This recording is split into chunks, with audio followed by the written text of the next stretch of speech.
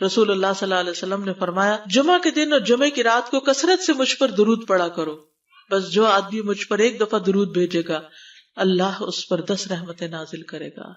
اللہم صلی علی محمد۔ رسول اللہ صلی اللہ علیہ وسلم نے فرمایا تمہارے افضل دنوں میں سے جمعے کا دن ہے، اسی دن آدم علیہ السلام پیدا کیے گئے، اسی دن ان کی روح قبض کی گئی، اسی دن سور پھونکا جائے گا اور اس دن سب لوگ بے ہوش ہوں گے، اس لیے اس دن مجھ پر کثرت سے درود بھیجا کرو کیونکہ تمہارا درود مجھ پر پیش کیا جاتا ہے۔ کہتے ہیں لوگوں نے پوچھا یا رسول اللہ ہمارا درود آپ پر کس طرح پیش کیا جائے گا جبکہ آپ کا جسم بوسیدہ ہو چکا ہوگا؟ تو آپ نے فرمایا بے شک اللہ عز و جل نے انبیاء کے جسموں کو زمین پر حرام کر دیا ہے، یعنی فرشتوں کے ذریعے آپ تک درود پہنچایا جاتا ہے۔ انبیاء کے جسموں کو مٹی نہیں کھاتی، صحیح سلامت ہوتے ہیں ان کے جسم۔ سورۃ الکہف پڑھنا، نبی صلی اللہ علیہ وسلم نے فرمایا جو شخص جمعہ کے دن سورۃ الکہف پڑھتا ہے تو اس کے لیے دوسرے جمعے تک نور روشن رہتا ہے۔ غسل کرنا، ہر بالغ پر جمعہ کے لیے جانا ضروری ہے اور ہر وہ شخص جس پر جمعہ کے لیے جانا ضروری ہے اس پر غسل ہے، یعنی اس کو لازمی غسل کرنا چاہیے، الا یہ کہ کوئی مجبوری ہو۔ تو آپ اپنا اسکیجول اس طرح بنائیں نا کہ جیسے اگر آپ ہر روز نہاتے ہیں پھر تو کوئی مسئلہ نہیں، لیکن اگر آپ ایک دن چھوڑ کے ایک دن نہاتے ہیں تو آپ پھر اس طرح اسکیجول کریں کہ جیسے آپ منڈے کو نہائے، پھر وینسڈے کو نہائے، پھر جمعے کو نہائے، پھر آپ سیٹرڈے سنڈے اگر نہیں بھی نہاتے پھر منڈے، تو اس طرح آپ جمعے کو مس نہیں کریں گے۔ یہ نہیں کہ جمعرات کو نہا کے جمعہ کو چھوڑ دیا یا جمعہ چھوڑ کے ہفتے کو نہائے، ایسا نہیں کرنا چاہیے۔ علماء نے غسل کے حکم کے بارے میں اختلاف کیا، بعض تو کہتے ہیں یہ واجب ہے یعنی فرض کے درجے میں ہے، اور جمہور علماء یہ کہتے ہیں کہ مستحب ہے، پسندیدہ ہے، افضل عمل ہے۔ حدیث میں آتا ہے جس نے جمعے کے دن وضو کیا اس نے اچھا کیا اور جس نے غسل کیا تو یہ افضل ہے۔ صفائی میں مبالغہ ہوتی ہے نا، ویکلی صفائی آپ کو کرنی ہوتی ہے، یعنی جیسے ناخن وغیرہ کاٹتے ہیں یا پھر اپنے زائد بال وغیرہ اتارتے ہیں، تو یہ سب چیزیں اگر جمعے کے دن ہو تو زیادہ بہتر ہے۔ نبی صلی اللہ علیہ وسلم نے فرمایا جو شخص جمعے کے دن اچھی طرح غسل کرے، اچھی طرح سنوار کر وضو کرے، اپنے بہترین لباس میں سے پہنے، یعنی جمعے کے دن باقی دنوں کی نسبت اچھا لباس پہنے، اللہ نے اس کی قسمت میں گھر والوں کی جو خوشبو لکھی ہو وہ لگا لے، یعنی گھر میں جو بھی خوشبو ہے، پھر جمعہ پڑھنے آئے تو لغو کام نہ کرے، دو آدمیوں کے درمیان جدائی نہ کرے، یعنی دو لوگ بیٹھے ان کے بیچ میں گھس کے بیٹھ جائے۔ اس جمعے اور دوسرے جمعے کے درمیان کے پورے ہفتے کے گناہ معاف کر دیے جاتے ہیں۔ پھر مسواک کرنا، جمعے کی سنتیں بتاتے ہوئے آپ نے فرمایا اور تم پر مسواک کرنا لازم ہے۔ اچھا لباس پہننا، نبی صلی اللہ علیہ وسلم نے فرمایا اگر ممکن ہو تو جمعہ کے لیے اپنے کام کاج کے کپڑوں کے علاوہ 2 کپڑے اور بنا رکھنے میں کیا حرج ہے، اسپیشل ڈریس رکھے جو جمعے کو ہی پہن لے۔ خوشبو لگانا، یعنی خوشبو لگائے، حدیث میں آتا ہے چاہے وہ عورت کی خوشبو سے ہو، یعنی آپ کی اپنی نہیں، بیوی کی خوشبو پڑی ہو وہی لگا لو، لیکن لگاؤ۔ تیل لگانا، جو شخص جمعہ کے دن غسل کرے اور جس قدر ممکن ہو پاکیزگی حاصل کرے اور اپنے تیل میں سے تیل لگائے یا اپنے گھر کی خوشبو میں سے خوشبو لگائے، پھر نکلے کہ 2 آدمیوں کے درمیان تفریق نہ کرے، جتنی مقدرہ نماز پڑھ لے اور جب امام بات کرے تو خاموش رہے، اس جمعے سے لے کر دوسرے جمعے تک اس کے گناہ بخش دیے جاتے ہیں۔ جمعہ کا وقت، سورج ڈھلتے ہی جمعہ پڑھنا، سورج ڈھلتے ہی جمعہ پڑھنا، اول وقت جمعہ پڑھنا، بہت لیٹ نہیں کرنا چاہیے۔ ایاس بن سلمہ بن عقبہ اپنے والد سے روایت کرتے ہیں، انہوں نے کہا کہ ہم رسول اللہ صلی اللہ علیہ وسلم کے ساتھ جمعے کی نماز پڑھ کر واپس لوٹتے تھے تو دیواروں کا سایہ اتنا نہیں ہوتا تھا کہ ان سے اپنے آپ کو سایہ مہیا کیا جا سکے، یعنی ابھی سورج بہت تھوڑا ڈھلا ہوتا تھا۔ ہاں گرمی کی شدت میں تاخیر کی اجازت ہے۔ مسجد میں داخلہ، مسجد کی طرف جلدی نکلنا، تحیت المسجد ادا کرنا۔ عمر بن دینار کہتے ہیں انہوں نے جابر رضی اللہ عنہ کو کہتے ہوئے سنا کہ ایک شخص جمعہ کے دن مسجد میں داخل ہوا اس حال میں کہ نبی صلی اللہ علیہ وسلم خطبہ دے رہے تھے، تو آپ نے فرمایا کیا تم نے نماز پڑھی؟ اس نے کہا نہیں، تو آپ نے فرمایا کھڑے ہو 2 رکعتیں پڑھو۔ اب یہ بڑا اہم مسئلہ ہے، مسجد میں داخل ہو چاہے خطبہ ہو رہا ہو 2 رکعت پڑھے بغیر نہ بیٹھو، ٹھیک ہے؟ اور یہ کیا ہے؟ دراصل تحیت المسجد، یہ جمعے کی سنتیں نہیں ہیں، یہ کیا ہے؟ تحیت المسجد ہے، اور مختصر پڑھی جائیں، یعنی امام جب خطبہ دے رہا ہو تو چاہیے کہ 2 رکعتیں پڑھے اور دونوں میں اختصار کرے۔ نماز سے قبل ہلکا بنانے کی ممانعت، مثلا آپ جلدی چلے گئے تو یہ نہیں کہ ایک گروپ بنا کے آپس میں گپ شپ شروع کر دیں، نہیں، سیدھے ہی لائنوں میں بیٹھیے۔ انتظار کا وقت کیسے گزاریں گے؟ نفل پڑھ کے بیٹھ گئے، ذکر اذکار کریں، قبلے کی طرف رخ کر کے لائنوں میں بیٹھیں، حلقہ نہیں بنائیں، بیٹھ کے خرید و فروخت نہیں کریں، تاخیر سے آنے پہ گردنیں پھلانگ کے نہ آگے جائیں۔ رسول اللہ صلی اللہ علیہ وسلم نے فرمایا ٹیک لگا کے مت کھاؤ، یہ عام ایک ادب بتایا، یعنی اس طرح ٹیک لگا کے نہیں کھاؤ، کھانے کے وقت سیدھے ہو جاؤ۔ چھنے ہوئے آٹے کی روٹی نہ کھاؤ، میدا۔ مسجد میں کوئی جگہ مقرر نہ کرو کہ یہ میری جگہ ہے، آپ کیوں آج یہاں کھڑی ہو گئی، کہ تم اسی میں ہی نماز پڑھو۔ کچھ لوگ ہوتے ہیں نا، آ کے مخصوص جگہ ہی پڑھتے ہیں، اگر کوئی اور وہاں ہو جائے ڈسٹرب ہو جاتے ہیں۔ اور جمعہ کے دن لوگوں کی گردنیں نہ پھلانگو، ورنہ اللہ تمہیں قیامت کے دن لوگوں کے لیے پل بنا دے گا۔ کیونکہ بہت اذیت کی بات ہے نا، آپ بیٹھے ہیں لوگ باقاعدہ بعض اوقات کندھوں پہ ہاتھ رکھ کے اس کو تنگ کر اس کو تنگ کر، تو یہ نہیں کرنا چاہیے۔ اگر آپ کو اٹھنا بھی پڑ گیا بیچ میں تو واپسی پہ پیچھے کھڑے ہو جائیے، اگلی لائن مل جائے گی۔ جی یہ تو بہت ضروری بات آپ نے کی کہ جب لوگ مسجد آئے تو پہلی صف میں بیٹھے، یہ نہیں پہلی چھوڑ کے آخری میں بیٹھ جائیں اور پھر لوگ ان کی گردنیں پلانگتے رہیں، دوسروں کے لیے فتنہ بننا۔ جابر بن عبداللہ رضی اللہ عنہ سے روایت ہے کہ جمعے کے دن رسول اللہ صلی اللہ علیہ وسلم خطبہ ارشاد فرما رہے تھے کہ ایک آدمی مسجد میں داخل ہوا، وہ قریب آ کر بیٹھنے کے لیے لوگوں کے اوپر سے گزرنے لگا۔ رسول اللہ صلی اللہ علیہ وسلم نے فرمایا بیٹھ جاؤ، تحقیق تم نے لوگوں کو تکلیف پہنچائی اور دیر سے آئے۔ یہ عربی کے الفاظ بڑے خوبصورت ہیں، اجلس فقد آذیت و آنیت، کتنی جامع زبان ہے یہ، اجلس فقط آذیت، تو نے اذیت دی، و آنیت، اور دیر سے آئے۔ ہاں تو اس سے منع کیا گیا۔ کسی کو اس کی جگہ سے نہ اٹھانا۔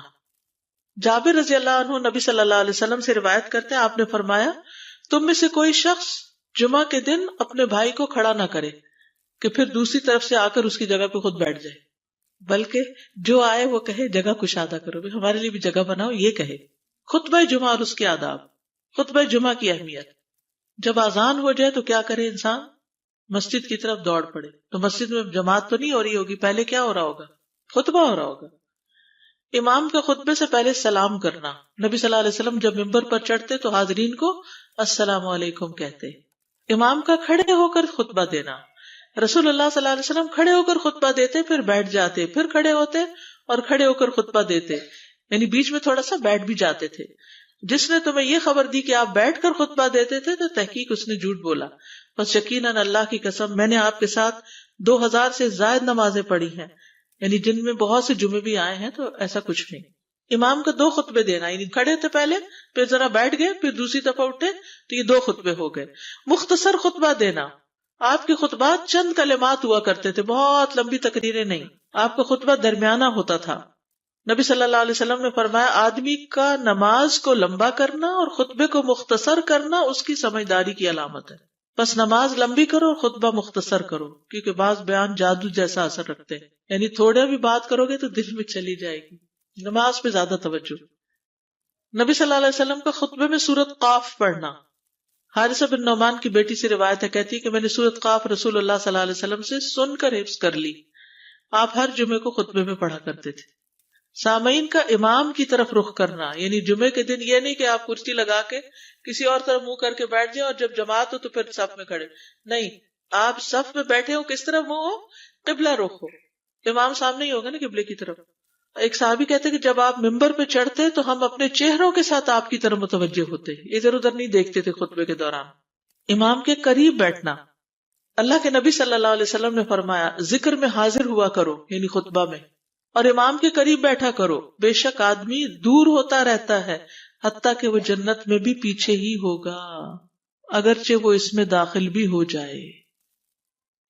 تاخیر کی اتنی مذمت ہے۔ خاموشی سے خطبہ سننا، یعنی بات نہیں کرنی چاہیے، کوئی اہم بات بھی نہیں پوچھنی چاہیے۔ ابن مسعود سے روایت ہے کہ انہوں نے ابی ابن کعب سے قرآن کی کسی آیت کے بارے میں سوال کیا جبکہ اللہ کے نبی خطبہ دے رہے تھے، تو انہوں نے اعراض کیا اور کوئی جواب نہ دیا۔ پھر جب آپ نے نماز پڑھائی تو ابی کہنے لگے تمہارا جمعہ ہی نہیں ہوا۔ تو ابن مسعود نے رسول اللہ صلی اللہ علیہ وسلم سے پوچھا تو آپ نے فرمایا ابی نے سچ کہا، کوئی بات کرنے کی اجازت نہیں، یہ کہنے کی بھی کہ چپ ہو جاؤ یہ بھی اجازت نہیں۔ عبداللہ بن مسعود کہتے کہ جب امام جمعہ کے لیے آ گیا پھر تمہارا اپنے ساتھی سے یہ کہنا کہ خاموش رہو لغویت کے لیے کافی ہے، یہ بھی لغو بات ہے۔ کوئی لغو حرکت نہ کرنا، کنکریوں سے نہ کھیلنا، فون سے نہیں کھیلنا، میسجز چیک نہیں کرنا، انگلیوں میں انگلیاں ڈال کے پٹاخے نہیں بجانا، گوٹ مار کے نہیں بیٹھنا. گوٹ مار کے کیسے بیٹھتے ہیں؟ گھٹنے اوپر کر کے اور یوں ایسے گھٹنوں کے گرد ہاتھ ڈال کے. کئی دفعہ ایسے نظر آتا ہے کہ خطبے میں لوگ اس طرح بیٹھے ہوتے ہیں کیونکہ پتہ نہیں ہے. یعنی آپ چوکڑی مار سکتے ہیں. آپ سب سے افضل پوزیشن تو یہ ہے کہ جیسے نماز کے اتحیات میں ہم بیٹھتے ہیں، لیکن کچھ لوگ اس طرح بیٹھ نہیں سکتے، چلے کرسی میں بیٹھ جائیں. اگر کرسی نہیں ہے، نیچے بیٹھے ہیں تو چوکڑی مار کے بیٹھ جائیں، مگر ٹانگیں اس طرح پیٹ کے ساتھ لگا کے گھٹنوں پہ ہاتھ کو بل دے کے اس طرح نہیں بیٹھے. اگر مجبوری ہے تو وہ اور بات ہے، لیکن یہ کہ بلا وجہ نہیں کرنا چاہیے کیونکہ ادب کے خلاف ہے. اونگ آنے پر جگہ بدلنا. نبی صلی اللہ علیہ وسلم نے فرمایا اگر جمعہ کے دن کسی کو مسجد میں اونگ آنے لگے تو اپنی اس جگہ کو دوسری جگہ سے بدل لے. کہ بعض اوقات ایسا ہوتا ہے نا، خطبے کے وقت بڑی سکینت ہوتی ہے اور آخری خطبہ تو آپ نیند میں ہی سنتے ہیں. نماز جمعہ کی رکعت 2 رکعت ہے فرض بس. جمعہ کی نماز 2 رکعتیں ہیں اور ان دونوں میں قرات ہوتی ہے. نبی صلی اللہ علیہ وسلم جمعے میں سبح اسم ربک الاعلی اور حل اتاک حدیث الغاشیہ پڑھتے. کبھی جمعہ اور عید کٹھے ہو جاتے تب بھی دونوں نمازوں میں یہی سورت پڑھتے تھے. ٹھیک ہے. اسی طرح صبح کی نماز میں جمعے کے دن الف لام میم التنزیل اور حل اتی علی الانسان کی قرات کرتے اور نماز جمعہ میں سورۃ الجمعہ اور منافقین کی تلاوت کرتے. یعنی یہ بھی ملتا ہے. فرض کے بعد 2 رکعت پڑھنا. عبداللہ بن عمر سے روایت ہے انہوں نے رسول اللہ صلی اللہ علیہ وسلم کی نفل نماز کو بیان کیا اور کہا کہ آپ جمعے کے بعد کوئی نفل نماز نہیں پڑھتے تھے حتیٰ کہ واپس تشریف لے جاتے پھر اپنے گھر میں 2 رکعت پڑھتے تھے. اب جو لوگ گھر نہیں جاتے تو پھر وہیں پر وہ پڑھ لیتے ہیں، ورنہ آپ صلی اللہ علیہ وسلم اپنی سنتیں وغیرہ گھر میں پڑھتے تھے. اور اسی طرح 4 بھی پڑھی جا سکتی، 2 بھی ہیں 4 بھی ہیں. آپ صلی اللہ علیہ وسلم نے فرمایا جب تم میں سے کوئی جمعہ پڑھ چکے تو اس کے بعد 4 رکعتیں پڑھے. یہ آپ کا حکم ہے. تو جب آپ کا 2 چیزیں ہوتی ہیں سمجھنے کے لیے، ایک آپ کا فعل ہوتا ہے اور ایک آپ کا حکم ہوتا ہے. تو ہمارے لیے کیا ہے؟ جو آپ کا حکم ہو. جمعے کے بعد کوئی اور نماز پڑھنے سے پہلے گفتگو کرنا، یعنی سنت پڑھنے سے پہلے گفتگو کرنا. اسما بن مالک سے مرفوعاً روایت ہے کہ جب تم میں سے کوئی آدمی جمعہ کی نماز پڑھے تو اس کے بعد اس وقت تک کوئی نماز ادا نہ کرے جب تک کسی سے کلام نہ کرے یا اس جگہ سے نکل نہ جائے. پہلے منع تھا، اب کوئی نہ کوئی بات کر لینی چاہیے. نہیں سمجھ آئی؟ یعنی جمعہ پڑھ لیا آپ نے اور پھر کسی سے آپ سلام دعا کر لیں، اس کے بعد سنت پڑھیں یا نفل جو بھی. ٹھیک ہے. اور گھر جانا ہے تو گھر جا کے پڑھیں، اور اگر گھر نہیں جانا، کام پہ جانا ہے تو ادھر ہی پڑھ کے چلے جائیں. کتنا پیارا ہے ہمارا دین کہ اتنا لمبا بھی چپ کا روزہ نہیں رکھوایا. بالکل. عاصم سے روایت ہے، وہ ابو قلابہ سے نقل کرتے ہیں، میں نے ان کے ساتھ جمعہ کی نماز پڑھی. جب میں نے اپنی نماز پوری کر لی انہوں نے میرے ہاتھ کو پکڑا اور میری جگہ پر کھڑے ہوئے اور مجھے اپنی جگہ پہ کھڑا کیا. وہ جو ہم چینج کرتے ہیں نا جگہ، وہ اس کی بات ہو رہی ہے. یعنی جمعے کے بعد کوئی اور نماز پڑھنے سے پہلے بات بھی کر لینا، جگہ بھی تبدیل کرنا. لیکن اگر کچھ لوگ پہلے سے ہی آپ کی سنتیں شروع کر چکے اور کوئی چینج کرنے والا نہیں تو پھر پڑھ لیجئے.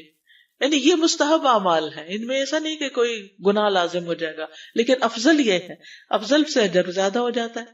جمعہ کے دیگر احکام. 1 رکعت پانے پر بھی جمعہ ادا ہو جاتا ہے. یعنی اگر کسی کو رش مل گیا، پارکنگ نہیں ملی اور 1 رکعت میں بھی پہنچ گیا تو جمعہ ہو گیا. امام سے دعا کا کہنا. انس کہتے ہیں کہ ایک سال نبی صلی اللہ علیہ وسلم کے عہد میں لوگ قحط میں مبتلا ہوئے. جمعہ کے دن میں نبی صلی اللہ علیہ وسلم کے خطبہ پڑھنے کے دوران میں ایک اعرابی کھڑا ہو گیا. کہا یا رسول اللہ، مال تباہ ہو گئے، بچے بھوکے مرنے لگے، اس لیے آپ اللہ سے ہمارے حق میں دعا کیجیے. آپ نے اپنے دونوں ہاتھ اٹھائے. اس وقت آسمان پر بادل کا ایک ٹکڑا بھی نہیں تھا. قسم ہے اس ذات کی جس کے ہاتھ میں میری جان، آپ نے ہاتھ اٹھائے بھی نہیں تھے کہ پہاڑوں کی طرح بادل کے بڑے بڑے ٹکڑے امڑ آئے. یہ معجزہ ہے آپ کا، آپ کی دعا قبول ہو گئی. پھر آپ ممبر سے ابھی اترے نہیں تھے کہ میں نے آپ کی داڑھی پر بارش کے قطروں کو ٹپکتے ہوئے دیکھا. اس دن خوب بارش ہوئی. پھر دوسرے دن، تیسرے، چوتھے، حتیٰ کہ دوسرے جمعے تک سلسلہ جاری رہا. دوسرے جمعے وہی عربی یا کوئی اور کھڑا ہو گیا اور کہا یا رسول اللہ، چھتیں گر گئی، مال ڈوب گیا، اس لیے آپ ہمارے لیے اللہ سے دعا کیجیے. چنانچہ آپ نے اپنے دونوں ہاتھ اٹھائے اور فرمایا اے میرے اللہ، ہمارے ارد گرد برسا، ہم پر نہ برسا. اور بدلی کے جس طرف اشارہ کرتے وہ بدلی ہٹتی جاتی اور مدینہ ایک حوض کی طرح ہو گیا. وادی کنات 1 مہینے تک بہتا رہا. جو شخص بھی کسی علاقے سے آتا تو اس پر بارش کا حال بیان کرتا. جیسے ہوتا ہے نا کوئی فلڈ آ جائے یا کچھ ہریکین، تو پھر ہر کوئی موضوع گفتگو ہو جاتا ہے. جمعہ کے بعد قیلولہ کرنا. انس کہتے ہیں کہ ہم لوگ جمعہ کے دن سویرے نکلتے اور جمعہ کی نماز کے بعد قیلولہ کرتے تھے. جمعہ کے بعد کھانا کھانا. سہل کہتے ہیں کہ ہم نہ تو قیلولہ کرتے نہ دوپہر کا کھانا کھاتے مگر جمعے کے بعد. لنچ کب ہے؟ جمعے کے بعد. جمعے کو قیام و سیام کے لیے خاص کرنے کی ممانعت ہے، یعنی اس دن کی رات کو شب جمعہ منانا کہ اس رات پوری عبادت کریں گے، یہ سنت سے ثابت نہیں. ٹھیک ہے. اور دن کو روزے کے لیے خاص کرنا یہ بھی سنت سے ثابت نہیں، الا یہ کہ کوئی معمول کا روزہ رکھتا ہے، ایام 20 کا روزہ ہے تو وہ اور بات ہے. ابو ہریرہ سے روایت ہے کہ میں نے رسول اللہ صلی اللہ علیہ وسلم کو فرماتے ہوئے سنا، تم میں سے کوئی شخص جمعہ کے دن روزہ نہ رکھے مگر یہ کہ اس کے ایک دن پہلے یا اس کے بعد کا دن ملا کر روزہ رکھے. جمعہ کے دن خرید و فروخت کی ممانعت ہے. جمعہ کے دن جب نماز کے لیے پکارا جائے تو اس وقت اللہ نے خرید و فروخت سے منع کیا ہے. وَذَرُوا الْبَيْعَ، اس دن کاروبار حرام ہے. اور یہ جمعے کی دوسری اذان کے ساتھ تعلق رکھتا ہے، یعنی صبح صبح کام کر سکتے ہیں لیکن اذان ہوتے ہی چھوڑ دیں، اور جب پھر جمعہ سے فارغ ہو جائے تو دوبارہ دکان پہ جا کے بیٹھ جائیں. جابر بن عبداللہ کہتے ہیں کہ نبی صلی اللہ علیہ وسلم جمعہ کے دن خطبہ ارشاد فرما رہے تھے کہ مدینہ میں ایک تجارتی قافلہ آیا. رسول اللہ صلی اللہ علیہ وسلم کے صحابہ اس کی طرف لپک پڑے اور آپ کے پاس مسجد میں صرف 12 آدمی بچے. تو رسول اللہ صلی اللہ علیہ وسلم نے یہ صورت دیکھ کر فرمایا، اس ذات کی قسم جس کے ہاتھ میں میری جان ہے، اگر تم سارے کے سارے چلے جاتے اور کوئی بھی باقی نہ بچتا تو اس وادی میں آگ بہ پڑتی. یعنی اتنا بڑا جرم ہے یہ. پھر یہ آیت نازل ہوئی، وَإِذَا رَأَوْا تِجَارَةً أَوْ لَهْوًا انفضوا إِلَيْهَا وَتَرَكُوكَ قَائِمًا، جب وہ کوئی سودا بکتا دیکھیں یا کوئی تماشا نظر آ جائے تو اس کی طرف دوڑ جاتے ہیں اور آپ کو کھڑا ہی چھوڑ دیتے ہیں. راوی کہتے ہیں جو 12 آدمی رسول اللہ صلی اللہ علیہ وسلم کے ساتھ رہے ان میں ابو بکر اور عمر رضی اللہ عنہ بھی شامل تھے. جمعے کے دن قبولیت کی گھڑی ہوتی ہے، اس وقت اللہ سے بھلائی مانگنی چاہیے. رسول اللہ صلی اللہ علیہ وسلم نے فرمایا، جمعے کے دن میں ایک گھڑی ایسی ہے کہ کوئی مسلمان اللہ سے کسی خیر کا سوال کرتے ہوئے اس کی موافقت نہیں کرتا مگر اللہ اسے وہی خیر عطا کر دیتا ہے. فرمایا یہ ایک چھوٹی سی گھڑی تھوڑی دیر کے لیے ہوتی ہے اور یہ ہر جمعے کو ہوتی ہے. ٹھیک ہے. اور خصوصاً نماز میں بھی اگر کوئی دعا کر رہا ہوتا ہے نا انسان تو وہ بھی قبول ہو جاتی ہے. نماز میں دعا کہاں ہوتی ہے؟ شروع میں ہوتی ہے، رکوع میں ہوتی ہے، سجدے میں ہوتی ہے، تشہد میں ہوتی ہیں. تو اگر یعنی جمعہ پڑھ رہے ہیں اور بیچ میں دعائیں آ گئی ہیں تو ہو سکتا وہی گھڑی آ گئی ہو اور آپ کی دعا قبول ہو جائے. اور یہ تورات میں بھی اس کا ذکر تھا. ابو ہریرہ رضی اللہ عنہ کہتے ہیں کہ رسول اللہ صلی اللہ علیہ وسلم نے فرمایا، بہترین دن جس میں سورج طلوع ہوتا ہے جمعہ کا دن ہے. اس دن میں ایک گھڑی ایسی ہے کہ نماز کی حالت میں اگر کوئی مسلمان بندہ اللہ عز و جل سے کچھ طلب کرے تو وہ اس کو ضرور دیتا ہے. کعب نے کہا ایسا سال میں ایک مرتبہ ہوتا ہے؟ تو میں نے کہا نہیں بلکہ ہر جمعہ کو ہوتا ہے. کہتے ہیں پھر کعب نے تورات پڑھی تو کہا نبی صلی اللہ علیہ وسلم نے سچ فرمایا. ابو ہریرہ رضی اللہ عنہ کہتے ہیں کہ میں بعد میں عبداللہ بن سلام سے ملا اور ان سے اپنی اور کعب کی مجلس کا بتایا تو عبداللہ بن سلام رضی اللہ عنہ نے کہا میں جانتا ہوں وہ گھڑی کب آتی ہے. ابو ہریرہ نے کہا مجھے بھی بتائیے. انہوں نے کہا وہ جمعہ کے دن میں آخری گھڑی ہے. میں نے کہا یہ جمعے کے دن کی آخری گھڑی کیسے ہو سکتی ہے، حالانکہ رسول اللہ صلی اللہ علیہ وسلم نے فرمایا جو مسلمان بندہ اس کو نماز پڑھتے ہوئے پائے. اس وقت میں کوئی نماز نہیں پڑھی جاتی. تو عبداللہ بن سلام نے کہا کیا رسول اللہ صلی اللہ علیہ وسلم نے یہ نہیں فرمایا جو شخص نماز کے انتظار میں بیٹھا رہے وہ گویا نماز ہی کی حالت میں ہے حتیٰ کہ نماز پڑھ لے. کہتے ہیں میں نے کہا ہاں. تو انہوں نے کہا بس یہی ہے، یعنی اس وقت کیا کرنا چاہیے، آخری گھڑی میں وضو وغیرہ کر کے مغرب کی نماز کے انتظار میں بیٹھ کے دعائیں کریں، اذان ہو تو نماز پڑھ لیں. عصر کے بعد سے مغرب تک کا وقت ہے. انس بن مالک سے روایت ہے کہ نبی صلی اللہ علیہ وسلم نے فرمایا جمعہ کے دن اس گھڑی کو جس میں دعا کی قبولیت کی امید کی جاتی ہے عصر سے لے کر سورج ڈوبنے تک کے درمیان تلاش کرو اور دن کی آخری گھڑی ہے. تو اللہ سبحانہ و تعالی ہمیں اس دن کی برکتوں سے فائدہ اٹھانے کی توفیق عطا فرمائے.